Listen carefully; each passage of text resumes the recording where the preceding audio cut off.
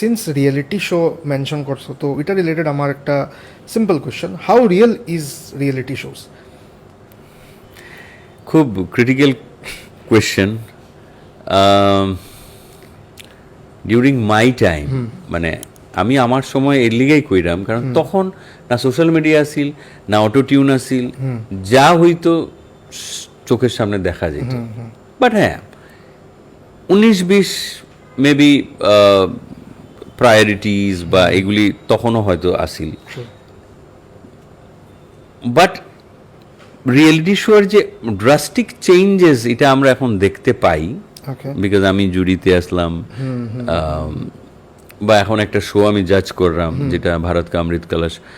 কি হয়, অনেক চেঞ্জ হয়েছে এখন। কন্টেস্টেন্টরারে এত এত মানে লিবার্টি দেওয়া হয় যে তারার একটু ভুল হইলে আচ্ছা ঠিক আছে বাবা জল খাইলাও, আবার আবার রিটেক করো, এইসব। আমরা সময় এগুলো কিছুই আছে না, ভুল হইলে ভুল, ক্র্যাক করলে ক্র্যাক, যা হয়েছে ওইটাই টেলিকাস্ট হইতো। ঠিক আছে, তোমার কাশি আই গেছে, ওইটাই হইব, কিচ্ছু করার নাই, কোনো কাট হইতো না। আচ্ছা, সো এখন আর তখনের মধ্যে এই যে পোস্ট প্রোডাকশন, আমরার সময় কোনো পোস্ট প্রোডাকশন আসিল না। সো আমরার সময় অনেক বেশি রিয়েল আসিল, যেটা আমরা অলওয়েজ, আমি এখনো কই যে ঝগড়া বিবাদ যা হইছে, তোমরা যেটা যা দেখছো, আমার মেন্টররা ঝগড়া করছে বা আর্গিউ করছে, সব রিয়েল আসিল। বিকজ ওইখানে কোনো স্ক্রিপ্ট আসিল না। আমরার সময় কেউ স্ক্রিপ্ট আসিল, একটা বেসিক স্ক্রিপ্ট, কেউ স্ক্রিপ্ট ফলো করছেই না।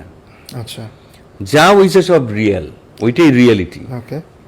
এখন অনেক স্ক্রিপ্ট অনুযায়ী কথা কইতে হয়, ইভেন জাজরে কোয়া হয়, সো এইসব অনেক চেঞ্জেস আইছে আর কি। আমি একটা জিনিস জিজ্ঞাসা চাই রিগার্ডিং মানে singer, specially someone who is starting out currently, how difficult it is আজকের ডেটে, কতটুকু কষ্ট আছে to be a singer, specially professional and to go at that level? দেখো, এট দ্যাট লেভেল কে যাইতে পারবো না, এটা তো সময় কইব। এটা কোনো অনেকে কয় যেরকম আরে আমি তো গান বানাই, গান হিট কেমন হইবে এটা তো আমি কইতে পারি না।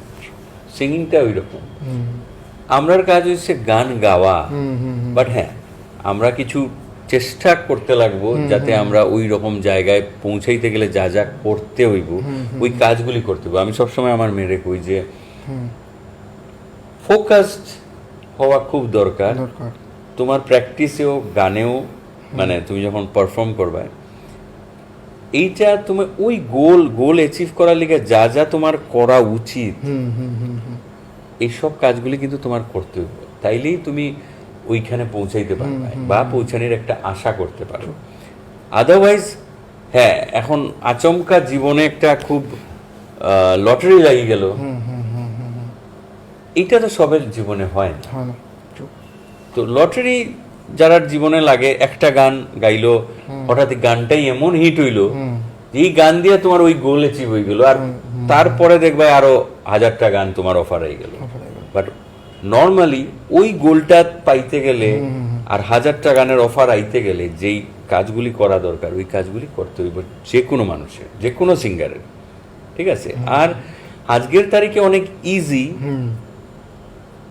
টু অ্যাচিভ দ্যাট গোল, বা ওইটা নিয়ে কেউ ড্রিম করা ইজি, কারণ তুমি তোমার ভয়েস, তোমার কথা, এই যে আজকে থ্রু পডকাস্ট আমার কথাগুলি মানুষ শুনবো, এইটা আগেকার দিনে তো আসিল না, অপশনই আসিল না।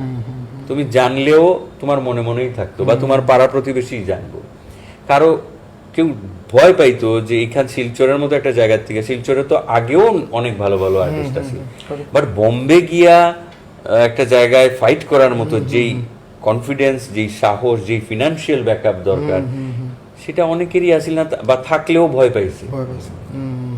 তো এইটাও একটা বড় কারণ, একটা গোল অ্যাচিভ করতে গেলে অনেক কিছু সাপোর্ট দরকার।